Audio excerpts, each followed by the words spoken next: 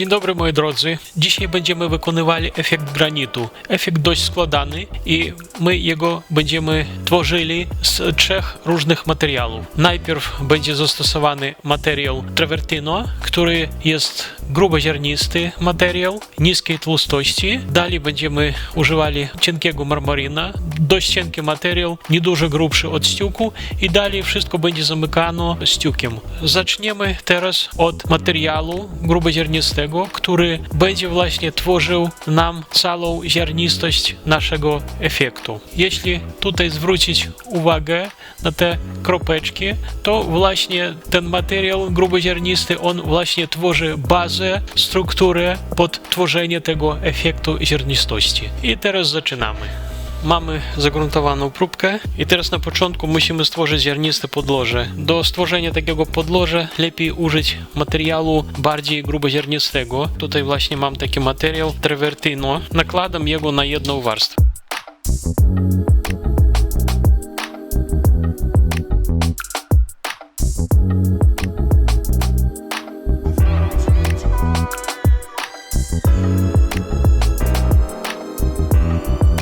Nałożyliśmy materiał i trzeba teraz jego ujednolicić. Teraz troszeczkę trzeba odczekać i trzeba będzie zrobić na tym materiale sposób odrywania pacą, powierzchnię chropowatą, która by przypominała nam papier ścierny grubej gradacji. Materiał już zaczyna powoli przesychać i teraz spróbujemy zrobić na nim papier ścierny.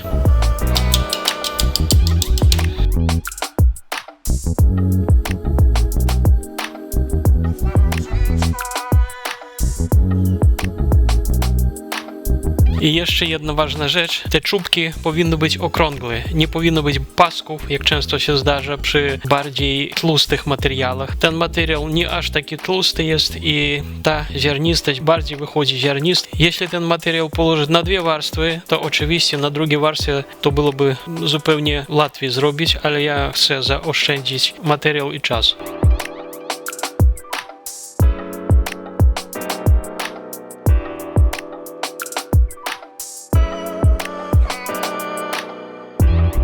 A więc tak, już mamy chropowatość, która nam będzie pasowała. Oczywiście ona nie jest równa, trzeba będzie po wyschnięciu lekko przeszlifować ten materiał, ale czego oczekiwaliśmy, to mamy. Ta chropowatość powinna być w kształcie kropeczek i to my mamy. Nie powinno być pasków, a dlatego powinien być materiał bardziej gruboziarnisty i mieć jak można mniejszą tłustość. Ten materiał travertino, który ja mam, on jak najbardziej się nadaje do stworzenia takiej chropowatości. Tynk już jest suchy, on po wyschnięciu jest bardzo twardy, struktura ma ziarnistość, nie ma pasków tynku. To udało się nam zrobić z powodu tego, że tynk, który my wybraliśmy na bazę, on ma niską tłustość i tak się nie ciągnie. Teraz musimy lekko albo przeszlifować, albo szpachelką pozbierać te czubki tynku, które nam wystają, żeby te czubki miały po całości taką samą wysokość.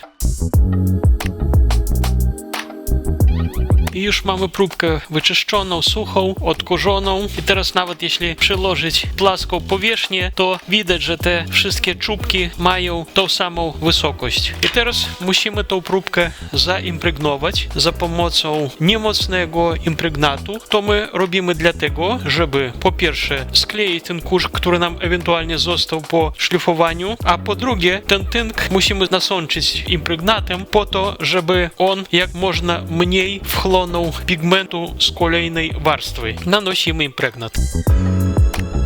I już mamy zaimpregnowaną powierzchnię. Teraz musimy odczekać, aż ten impregnat wyschnie i dalej będziemy nakładali kolejną warstwę. A teraz musimy stworzyć kolor tego ziarna, czyli ten czarny kolor, który nam wychodzi spod górnych warstw, to właśnie będzie ten kolor, który teraz będziemy tworzyli. Tynk jest całkowicie suchy, impregnat zadziałał i teraz będziemy nakładali drugą warstwę. Na drugą warstwę zastosujemy tynk, cienkie marmarino, odrobinkę tego grubsze od ściółku i moim zdaniem jak najbardziej nadaje się do do drugiej warstwy tego efektu. Nakładamy jego na jedną albo na dwie warstwy, ponieważ wszystko zależy od tego, jakiej gęstości oraz tłustości będzie ten tynk. Tutaj nakładam na poziomą powierzchnię, ale na ścianie prawdopodobnie może tak być, że jednej warstwy będzie nam brakowało i trzeba będzie położyć dwie warstwy, ale to wszystko będzie widać dopiero jak Państwo będziecie nakładali na ściany. Kolor tego tynku powinien być bardzo nasycony. Mam ciemny, prawie czarny kolor, bardzo bliski do czarnego, ale on może być w innych odcieniach. To wszystko zależy od tego, jakiego efektu Państwo by chcieli osiągnąć. I teraz nakładamy tynk na powierzchnię.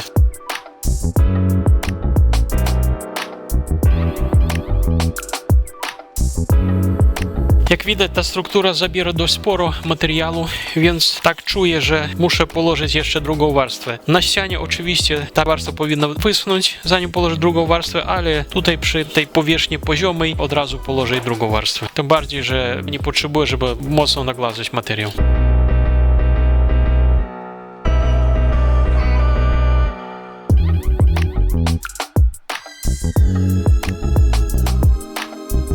I tak położyliśmy drugą warstwę. Jak widać, ta struktura nam zabrała dość sporo materiału. U mnie tutaj poszło 1500-1600 gram na metr kwadratowy tego materiału już na te dwie warstwy. Uważam, że to bardzo dużo dla takiego materiału, ale nic nie poprawimy, ponieważ robimy efekt, który potrzebuje bardzo dużo materiału. Teraz odczekamy, aż ten materiał wyschnie i dalej przejdziemy do kolejnych etapów wykonania naszego efektu. Do zobaczenia. Tynk już jest suchy i teraz musimy jego przeszlifować.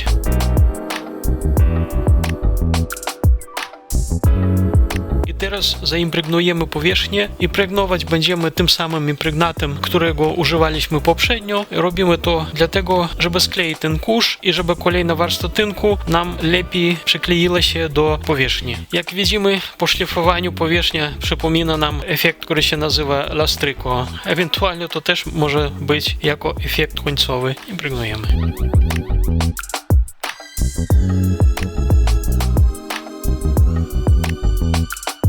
I teraz impregnat powinien dobrze wysnąć i dalej będziemy nakładali kolejne warstwy. I właśnie teraz podchodzimy do kolejnego etapu tworzenia takiej glazury, która ma efekt półtransparentny i nadaje głębi temu całemu naszemu efektowi. Powierzchnia faktycznie wygląda jako lastryko i teraz będziemy nakładali ściółk. Ściółk nakładam rozwodniony, nakładam jego za pomocą walka i zwykle używam walek flokowy. Ja mam na stronie takie walki, ale na próbkę ten walek będzie bardzo duży, więc będę nakładał walkiem flokowym, tylko dużo mniejszym. Ściółk jest bardzo rozwodniony do stanu farby. Będę nanosił walkiem i dalej przygladzał pacą.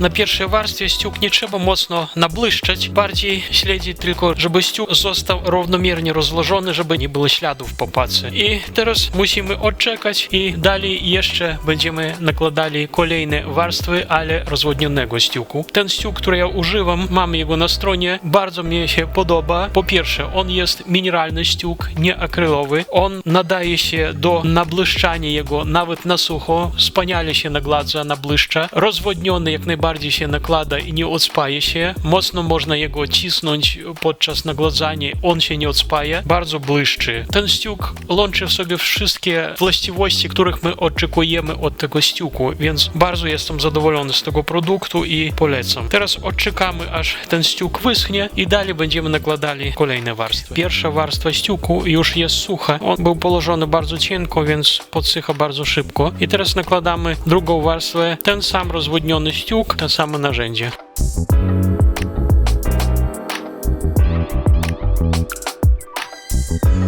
I pacą wenecką naglazamy materiał.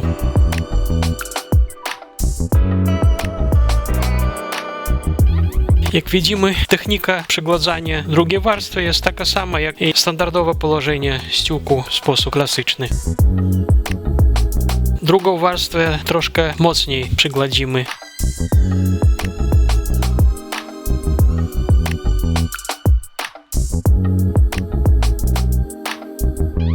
I teraz zostawimy, żeby ta druga warstwa wyschła i dalej jeszcze zrobimy lekkie cieniowanie efektu. I teraz w końcu dodajemy powierzchni bardziej naturalnego efektu, czyli te odcienie, które widzimy na powierzchni, to właśnie teraz będziemy tworzyli. I już mamy tą drugą warstwę ściuku suchą i teraz będziemy cieniowali materiał, czyli bierzemy pigmenty, dobieramy kolor i lecimy.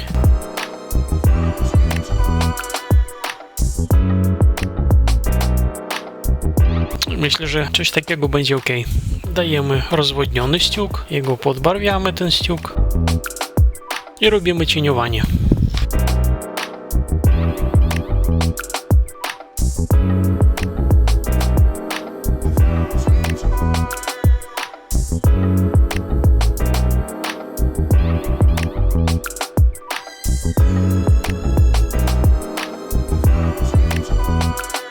No i myślę, że na razie będzie wystarczy. Teraz, żeby upewnić się, jak dokładnie będzie wyglądał ten efekt, trzeba byłoby zostawić, żeby ta powierzchnia wyschła, ale w sumie myślę, że będzie dość blisko do oryginału granitu. Gąbka oczywiście była wilgotna i tą gąbką wilgotną trzeba dokładnie rozprowadzać pigment, żeby nie było wyraźnych śladów pigmentu na powierzchni. Zostawimy, żeby wyschło i zobaczymy, co z tego nam wyszło. I już próbka jest sucha, widać te cieniowanie nie za bardzo widoczne, nie bardzo mocne i o to chodziło. Te cieniowanie powinno wyglądać jak lekkie przeżylenie i teraz można jeszcze raz podbłyszczyć ten materiał. Ściuk, tak jak mówiłem wcześniej, bardzo wspaniale się nabłyszcza nawet na sucho i w tych miejscach, gdzie jeszcze dokładałem materiał podczas cieniowania, to te miejsca nie za bardzo mocno błyszczą, więc po całości po prostu biorę pacą i nabłyszczam. I już gotowo. I teraz musimy położyć wosk. No i ostatnie podejście to woskowanie. Wosk on, mimo tego, że impregnuje powierzchnię, nadaje tej powierzchni połysku, jak widać tutaj, ale on jeszcze wzmacnia głębokość tego efektu, wzmacnia soczystość efektu, wyciąga kolory, poprawia efekt. Więc teraz ostatnio jeszcze woskujemy. Przy tym efekcie wosk nakładam miękką szmatką i po prostu jego wcieram w powierzchnię.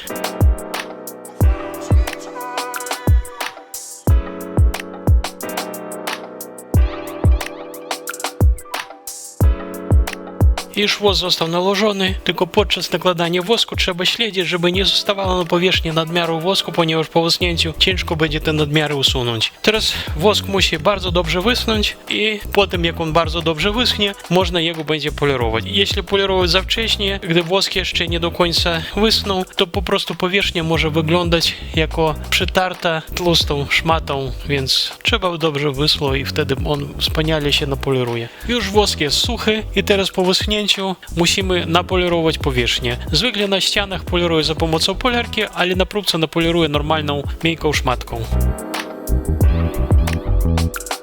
I już mamy. Wyszło nam coś takiego. Efekt faktycznie wygląda jak prawdziwy granit.